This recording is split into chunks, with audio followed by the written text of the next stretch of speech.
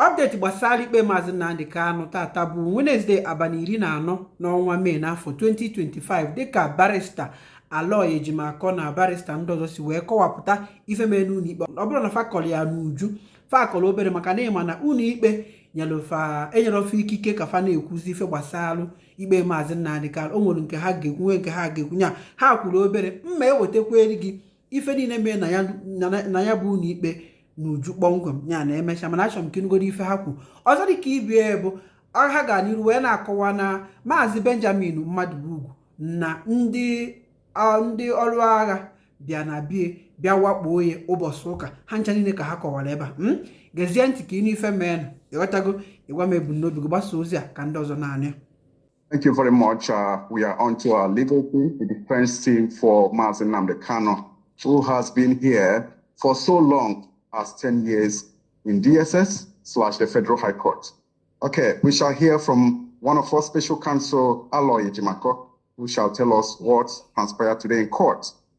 Well, I look for how they are monitoring this trial. I'm here with some of my colleagues, Nemeka Ejiofor, Esquire, Mandela, Nebogu, Esquire. I'm also here with the president of American military veterans of Igbo descent, who came all the way from the United States to monitor this trial. I'm also here with a lot of dedicated Umu Chineke, who have always stood by us and stood by Onyendu throughout all these travails that began in June 2021 when Onyendu was unfortunately renditioned. Well, let me cut through the chase and tell you what happened today briefly. First of all, we still have a media embargo imposed by the court, but we can speak on peripheral issues, just as auxiliary issues such as telling you what happened in court today is what we can speak on. So I speak to you from the position of someone who was in court, and we conducted cross-examination of the witness, one of the witnesses. We identified him as prosecution witness BBB. His cross-examination, the cross-examination was very detailed, very aggressive, and very comprehensive. But it could not be concluded today because of the absence of certain documents that could aid us in more effective cross-examination. So having been presented in the court as such, the court adjourned this matter to 21st of May for continuation of cross-examination and to allow defense the ample opportunity to obtain those documents. If there's something I'm missing, my colleague here, Nemeka Ejiofor, for this one, can fill in the. Chief Aloy has covered all the grounds. The cross-examination continues on the 21st of May 2025, when we would have gotten those documents we prepared for. But apart from what has transpired today in the case of Mazi Nnamdi Kanu, there is need for us also to bring to the general notice of the public the invasion of the house of Benjamin Maduagwu on Sunday. His house was invaded by the military, shooting sporadically into his house, perforating all his gates with loss and loss of bullets.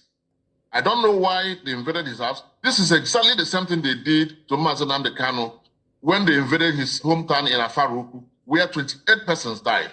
But in this case, we thank God no life was lost. But the massive invasion of his house is what is uncalled for, especially when the gentleman is on bail of the court, and he has never missed any court date. So I don't know why the army has chosen it again to invade the house of one of the defendants in the Mazi Nnamdi Kanu's case. I don't know whether they want to repeat the same thing that happened in Afaruku in Inyala. But we are praying to God that this will be the end of it. And we are hoping also that the army will take caution and begin to respect rule of law and respect our judicial system. Have you been in talks with the clients in question? He called me as the shooting was going on. He called me that the army are directly facing his gate with armor tank and they are shooting into his compound. In fact, I have the videos of the shooting of the gates, you will see the holes perforated by the bullets. You will see the shells, more than 20, 30 shells were picked. And later that day, the army came back to pick the remaining shells that they left on the ground there. Okay, how about his safety now? Well, he's in a safe place, and we are hoping that he will be safe. Okay, yeah. Thank you very much. Thank you. Capable lawyers of Mazi Nnamdi Kanu, as you see here today, and I want to encourage them to continue doing a good job they are doing. One of these days, the whole diasporans we remember them and recognize what the sacrifice they're doing for our people. And for all the Igbos out there to understand, like I earlier said before, that Nnamdi Kanu is a symbol, a universal symbol for the Igbos. As they're holding him, so they're holding all of us. Yes. And Yes. so far, Yes. Yes. the judge is doing marvelous work. Thank you. Ịnụgo ife fancha niile kwuru kene ebumnobi gị n'efe a gbasa ozi aka ndị ọzọ n'anya ana m echigata azụ ka m wetara gị ka nya bụ ikpe si wee gaa n'uju ịma na ọ bụrụ ife niile ka barista Aloy Ejimakor na barista Emeka kwuru ebe a gbasa ozi aka ndị ọzọ n'anya masịkwa n'aka anụ ka emesịa